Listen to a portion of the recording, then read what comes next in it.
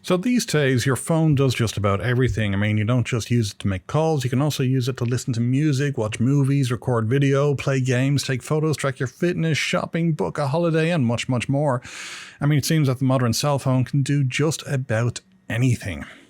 Well, that wasn't always the case. In fact, there was a time when you needed a separate device to do everything. I mean, take a phone call? Sure, use a phone, but take photos? You had to use a camera. Book a holiday? Phone a travel agent. Yes, kids, I assure you that was a real profession back in ye good old days. Listen to music? Break out the Discman.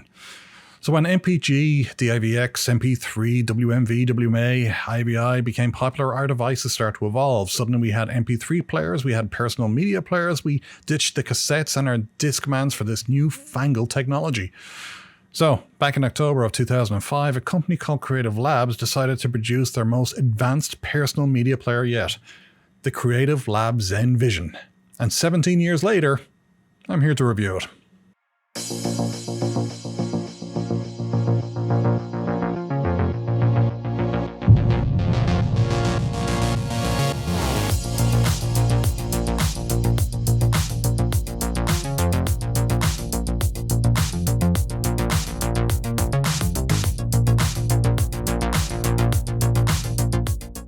Hi there, thanks for tuning into DemonView. I just wanted to do something a little different this time and make the best use of my collection of electronics that I have lying about, so I decided to have a bit of fun and do some retro technology reviews.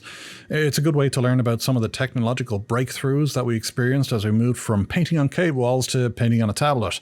Some of what I'll be reviewing was a major success, and some were major failures, some are extremely rare, and some have never even made it past the prototype stage. So I really hope you like these videos, and if you do, don't forget to click on those like and subscribe buttons, as it really does help out with the channel. So for my first retro tech review, we're going to look at the Creative Lab Zen Vision, and this is it. So we can get this to light up for you. Yeah.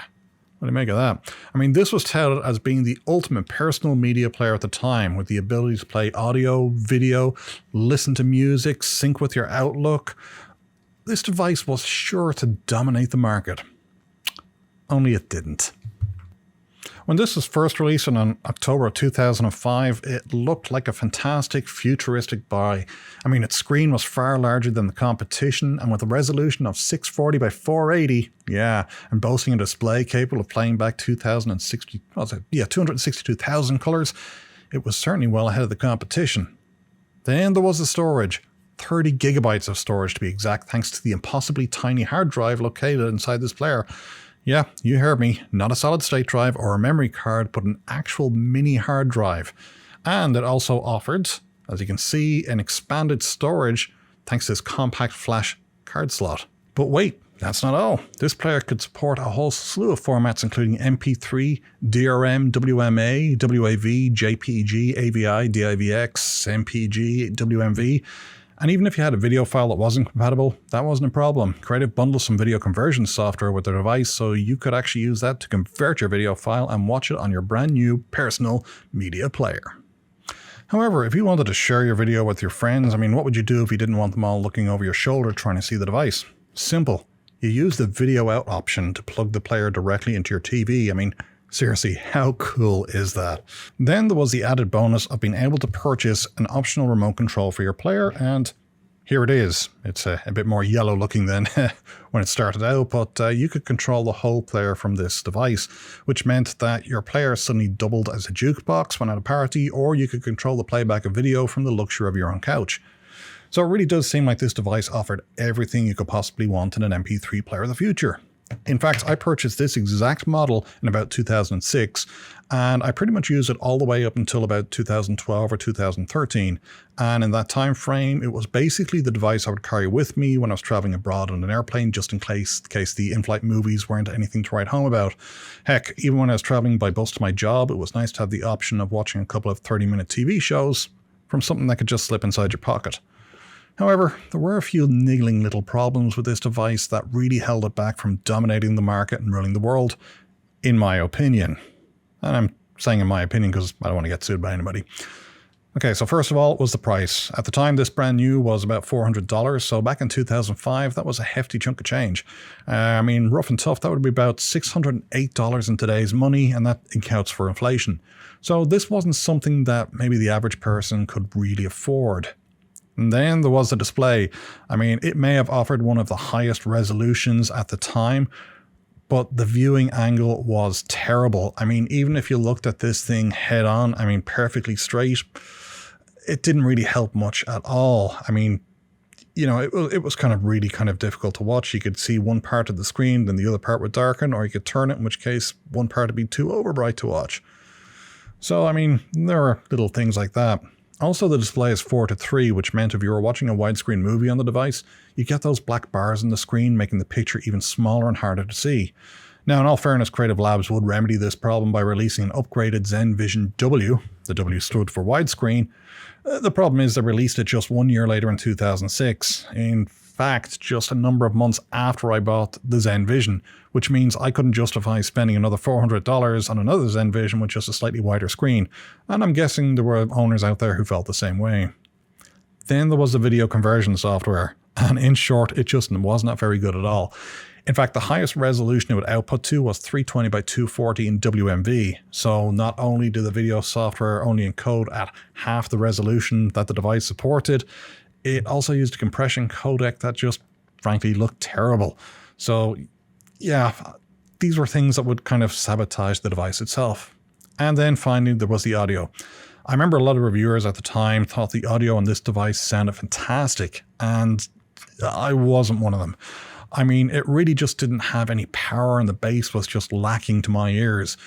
Even if you used the equalizer and had a really decent set of headphones, you still just couldn't get a really good sound out of this thing, in my opinion. Battery life also wasn't the greatest, especially if you were flying abroad on a long journey.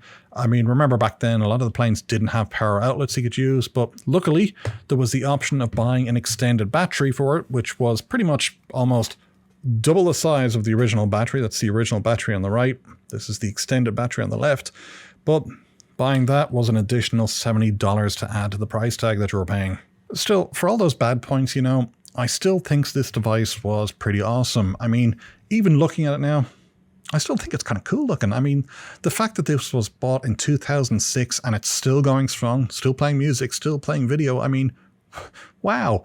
Creative Labs really made some reliable hardware, and this thing has traveled the world at this stage. I mean, this has been to Ireland, this has been to New Zealand, this has been to Poland. I mean, it really has been all over the place.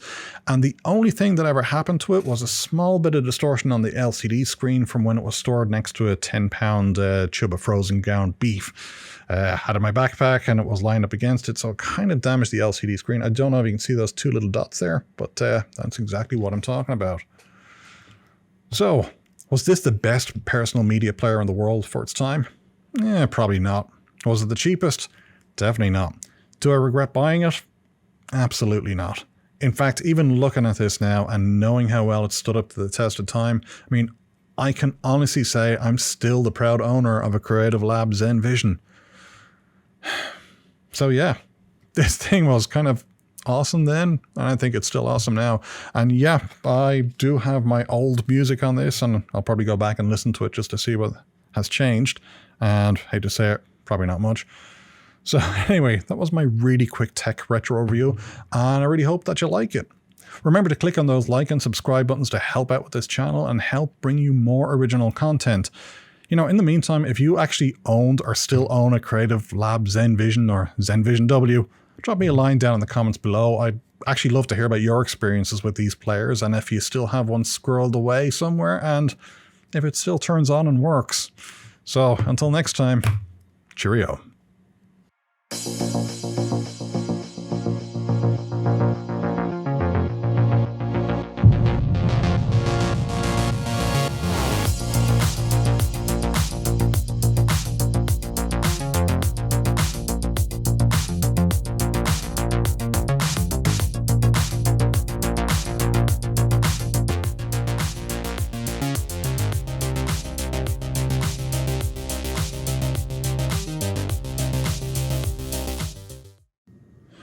Yeah, I kind of have to admit the hardest part of this video was trying to get the webcam to record the screen of the MP3 player because of that whole viewing angle thing, so I had to lower that light down to about 0.